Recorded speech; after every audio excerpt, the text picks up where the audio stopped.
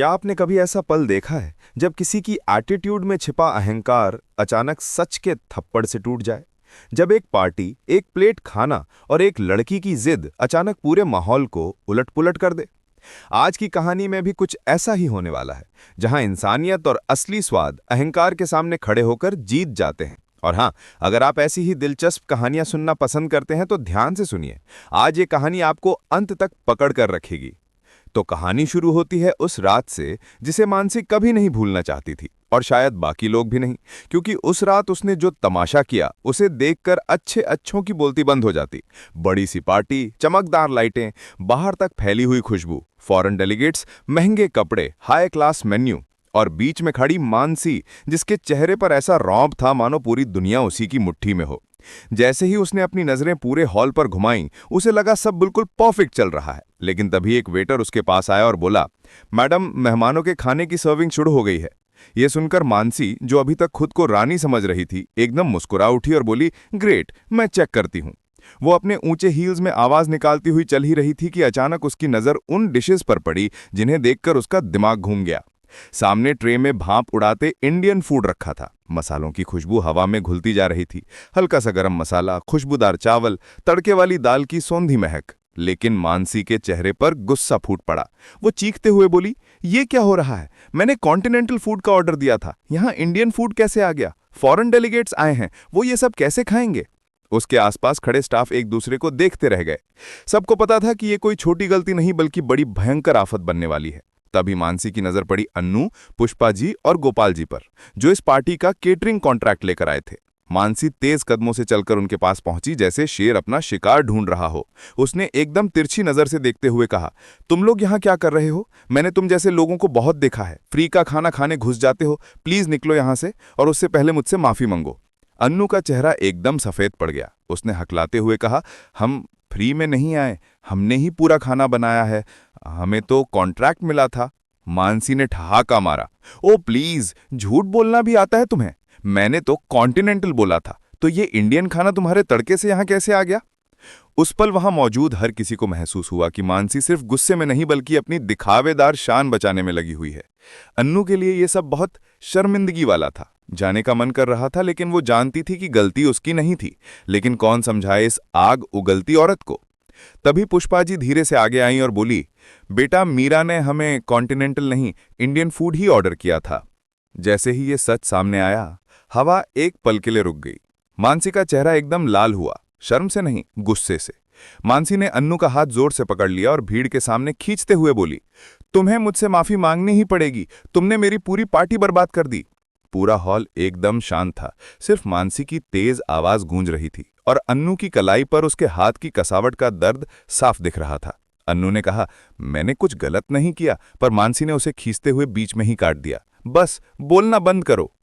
उस वक्त अन्नू को लगा कि उसकी सारी मेहनत, उसकी इज्जत, उसका आत्मविश्वास, सब कुछ इसी पार्टी में कुचला जा रहा है, और भीड़ वो सिर्फ तमाशा देख रही थी। शायद यही दुनिया का सबसे बड़ा सच है, दुख देखने वाले हमेशा ज्यादा होते हैं, मदद करने वाले कम। और अगर आपने भी कभी ऐसा पल महसूस किया है तो इस कहानी के साथ आखिर तक बने रहिए, क्योंकि असली मोड़ अभी बाकी है। वैसे अगर आपको ये कहानी पहले ही पल से पकड़ चुकी हो तो बताइए, क्या आप भी ऐसे ड्रामेटिक ट्विस्ट पसंद करते हैं? चलिए आगे बढ़ते हैं। जैसे ही मानसी अन्नू को खींचती जा रही थी, तभी अचानक हॉल के बड़े दरवाजे खुले और अंदर आया आर्या। उसकी एंट्री ऐसी थी जैसे तूफान के बीच अचानक कोई मजबूत दीवार खड़ी हो जाए। हर नजर उसकी तरफ मुड़ गई। अन्नू की आंखें भीगी हुई थीं, पर आर्या को देखते ही उनमें एक भरोसा झलक गया, जैसे किसी डूबते इंसान को अचानक तट दिख जाए। आर्या ने एक पल के लिए माहौल का जायजा लिया, मानसी का गुस्सा, भीड़ की चुप्पी, अन्नू का अपमान, और फिर उसके चेहरे पर एक शांत मगर बेहद ताकतवर एक्सप्रेशन आया। वो धीरे धीरे आगे बढ़ा और बोला, एक्सक्यूज मी, क्या यहां कोई समस्या है?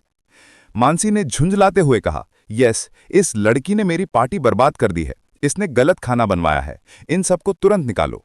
आर्या ने बिना घबराए शांत स्वर में कहा, खाना गलत नहीं, बिल्कुल सही है, आपको सिर्फ इससे समझ नहीं आई। मानसी हंस पड़ी, ओ प्लीज, तुम बताओगे मेरे गेस्ट को क्या पसंद आएगा? आर्या ने चुपचाप स्टेज के पास माइक उठा लिया। पूरी भीड़ ने नजरें उसकी ओर कर दी। उसने कहा, लेडीज एंड जेंटलमैन, आपने दुनिया का बहुत खाना खाया होगा, लेकिन आज एक बार भारत का असली स्वाद चखिए। यह सिर्फ खाना नहीं, एक कहानी है, एक परंपरा है, एक दिल है। टेस्ट इट और खुद बताइए कैसा लगा। ये शब्द पूरे हॉल में गूंजे। हॉल में अचानक एक शांति छा गई, लेकिन ये शांति वो नहीं थी जो डर से होती थी, ये दिल की शांति थी। लोग धीरे धीरे खाना चखने लगे और एक एक कर उनके चेहरे खिल उठे। स्वाद ने हर शक, हर सवाल, हर गुस्सा धो डाला। मानसी के चेहरे पर हैरानी थी, उसकी साजिश पलट चुकी थी। उसके फॉरेन डेलीगेट्स भी मुस्कुराते हुए कहने लगे, wow, this is amazing, authentic, delicious. और वहां खड़ी अन्नू, जिसकी आंखों में कुछ देर पहले दुख भरा था, अब उनमें चमक लौट आई थी। इस पल ने सिर्फ खाना नहीं बदला, किस्मत भी बदलनी शुरू कर दी थी। और अगर आपको लगता है कहानी बस यहीं खत्म हो जाएगी तो नहीं, असली धमाका तो अभी आगे है। लेकिन आगे बढ़ने से पहले, अगर आप भी मानते हैं कि मेहनत, ईमानदारी और असली स्वाद कभी हार नहीं मानता, तो इसे लाइक करें, क्योंकि कहानी अभी और मजेदार होने वाली है। तो जैसे ही मेहमानों ने भारतीय खाने का पहला कौर मुंह में डाला, वैसे ही माहौल पूरी तरह बदलने लगा। जो लोग कुछ ही मिनट पहले हैरान थे, अब खुशी से सिर हिलाते जा रहे थे। कोई कह रहा था फैंटास्टिक, कोई बोला रिच फ्लेवर्स, और कोई तो अपने मोबाइल से फोटो लेकर सोशल मीडिया पर डालने लगा।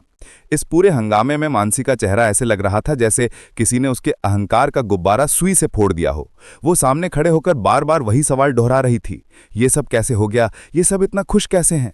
लेकिन जवाब कोई नहीं दे रहा था, क्योंकि जवाब इस वक्त खाने में था, स्वाद में था, उस असली मेहनत में जो अन्नू और उसकी टीम ने की थी। पुष्पा जी हल्की मुस्कान के साथ इधर उधर देख रही थी। गोपाल जी ने धीरे से अन्नू के कंधे पर हाथ रखा और फुसफुसाकर बोले, देखा बेटा, सच कभी हारता नहीं। अन्नू की आंखें नम हुईं, लेकिन इस बार ये आंसू दर्द के नहीं, गर्व के थे। उसने पहली बार महसूस किया कि कभी कभी इंसान को खुद बोलने की जरूरत नहीं होती, उसका काम उसके लिए बोल देता है।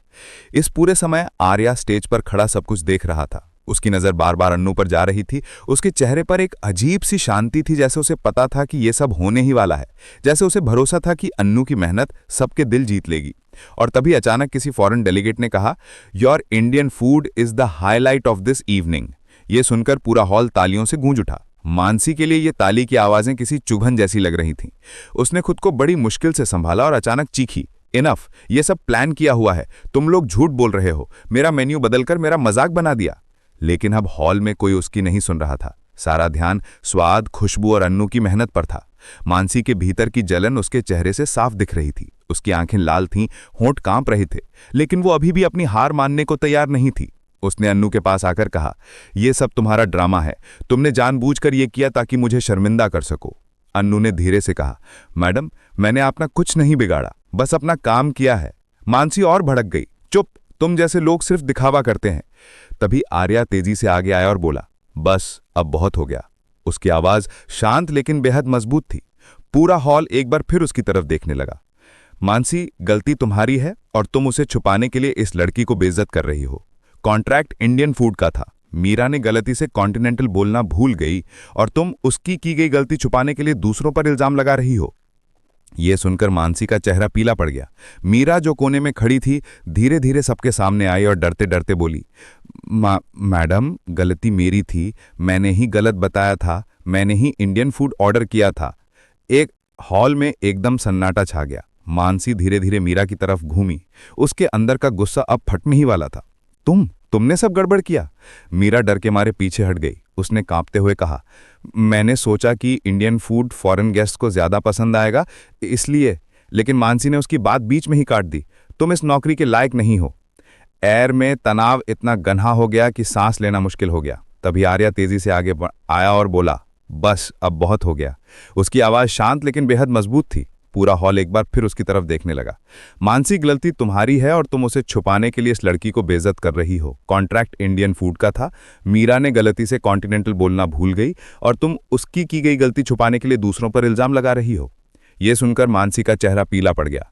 मीरा जो कोने में खड़ी थी, धीरे धीरे सबके सामने आई और डरते डरते बोली, मैडम, गलती मेरी थी, मैंने ही गलत बताया था, मैंने ही इंडियन फूड ऑर्डर किया था। हॉल में एकदम सन्नाटा छा गया। मानसी धीरे धीरे मीरा की तरफ घूमी। उसके अंदर का गुस्सा अब फटने ही वाला था। तुमने सब गड़बड़ किया। मीरा डर के मारे पीछे हट गई। उसने कांपते हुए कहा, मैंने सोचा कि इंडियन फूड फॉरेन गेस्ट को ज्यादा पसंद आएगा, इसलिए। लेकिन मानसी ने उसकी बात बीच में ही काट दी, तुम इस नौकरी के लायक नहीं हो। एयर में तनाव इतना घना हो गया कि सांस लेना मुश्किल हो गया। तभी आर्या ने फिर कहा, उसने गलती की, लेकिन गलती इंसान से होती है और गलती सुधारने के लिए किसी को अपमानित करना गलत है। पूरे हॉल ने उसकी इस बात से सहमति में सिर हिलाया। अब यहां एक बड़ा सच सामने था। मानसी की साजिश नहीं, उसका अहंकार ही इस सारी गड़बड़ी की वजह थी। और इस सच ने उसके घमंड की दीवारों में दरार डाल दी। वो खुद को भीड़ में अकेला महसूस कर रही थी। इस बीच अन्नू धीरे से हटने की कोशिश कर रही थी, लेकिन आर्या ने उसे रोककर कहा, अन्नू, तुम जाओ मत, आज तुम्हारे बनाए खाने ने सबका दिल जीत लिया है। ये सुनकर अन्नू पहली बार हल्का सा मुस्कुरा दी। ये मुस्कुराहट सिर्फ खुशी की नहीं थी, ये सम्मान मिलने की मुस्कुराहट थी। पुष्पा जी आगे आईं और बोली, अगर आप लोगों ने खाना खा लिया हो तो थोड़ा मिठाई भी चखिए, ये हमारी देशी परंपरा है, मीठे के बिना कोई भी खुशी अधूरी होती है। ये कहते हुए उन्होंने खुद ट्रे उठाई। मेहमानों के चेहरे खुशी से खिल उठे। कई लोग तो उनसे रेसिपी भी पूछने लगे। गोपाल जी कहने लगे, अरे वाह, ये तो हमारे लिए गर्व की बात है कि इतने विदेशी मेहमान हमारी रेसिपी सीखना चाहते हैं। और अगर आप ये कहानी सुन रहे हैं तो सोचिए कितना सुंदर पल था वो। कुछ ही मिनट पहले जो माहौल विवादों से भरा था, अब वहां मिठास फैल गई थी। और अगर आपको भी